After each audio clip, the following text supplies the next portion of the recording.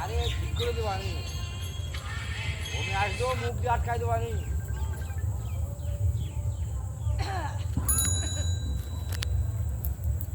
আগে কখনো এইসব ওষুধ টষুধ দিতে হতো ধানে? কখনো দিতে হতো না। আমার বাপ কাকারা সেই বিদে নিয়ে গিয়ে করতো, কত হয়ে যেত এই টাইমে। আর এখন কত কিছু করতে হয়।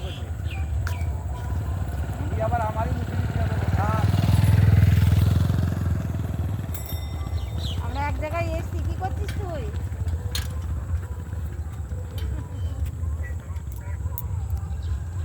আমরা গেছিলাম সে গির্জায়।